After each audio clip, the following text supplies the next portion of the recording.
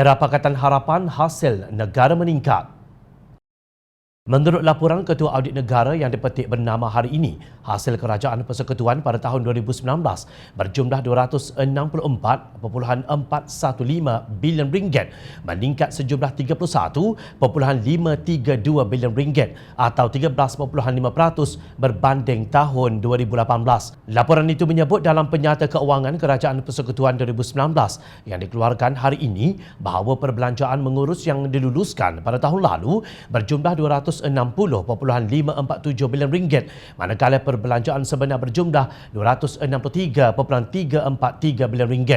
Perbelanjaan kerana hutang negara yakni faedah, dividen dan lain-lain kenaan bayaran adalah berjumlah RM32.933 bilion atau 12.5% daripada perbelanjaan mengurus.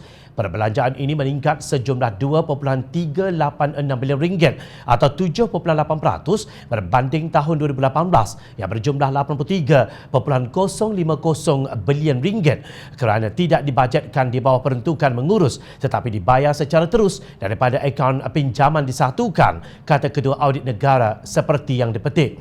Sementara itu, perbelanjaan pembangunan kementerian dan jabatan persekutuan yang telah dibelanjakan pada tahun 2019 ialah RM54.173 bilion atau 104.6% berbanding peruntukan yang diluluskan pada tahun 2019 menurut laporan. Ketua Audit berkata analisis audit mendapati kerajaan persekutuan mengalami defisit berjumlah RM50.370 bilion dengan nisbah defisit kepada keluaran dalam negara kasar KDNK pada kadar 3.4%. Defisit tersebut ditampung dengan pinjaman baharu yang berjumlah RM138.559 bilion dan daripada jumlah pinjaman tersebut RM83.05 bilion atau 59.9% telah digunakan untuk membayar balik hutang matang.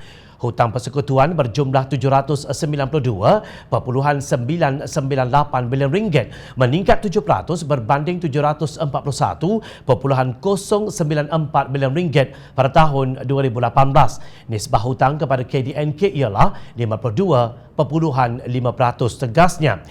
Laporan juga menyatakan bahawa sebanyak 96.4% hutang persekutuan adalah hutang dalam negeri dan hanya 3.6% hutang luar negeri. Keseluruhan hutang dan liability persekutuan pada tahun 2019 adalah RM1.080 bilion. Dalam pada itu, pengauditan terhadap penyata keuangan kerajaan negeri bagi tahun yang berakhir Disember 2019 mendapati kesemua 13 penyata keuangan kerajaan negeri telah diberi pendapat tanpa teguran. Jabatan Audit Negara telah melaksanakan 28 pengauditan pematuhan di peringkat kerajaan negeri yang melibatkan 1 kementerian di Sarawak, 23 jabatan dan 14 agensi negeri pada tahun 2019-2020. Antara penemuan utama audit pematuhan adalah berlakunya pembayaran tidak teratur, hasil tidak dikutip dengan teratur dan kelemahan dalam pemerolehan kerajaan, katanya. Laporan mengenai penyata keuangan kerajaan persekutuan 2019 akan dibuat naik dalam laman web Jabatan Audit Negara selepas pembentangannya di Dewan Rakyat. Orang ramai boleh melihat penyata ini dengan melayari www.audit.gov.my. Itulah analisis audit yang menunjukkan kesemua penyata keuangan yang benar dan saksama tentang kedudukan keuangan kerajaan negeri juga persekutuan.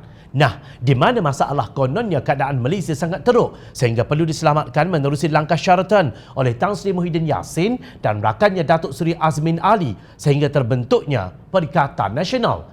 Terbukti langkah Sheraton hanyalah satu pengkhianatan, ekoran keinginan melampiaskan nafsu untuk menjadi Perdana Menteri di saat negara sedang berhadapan dengan COVID-19. Kalian mungkin bijak menjawabnya di dunia ini dan membohongi rakyat dengan cerita kononnya Islam dan Melayu terancam, ekonomi merudum dan pelbagai fitnah terhadap pemimpin Pakatan Harapan. Dapatkah kalian menjawabnya di hadapan Allah di akhirat kelak?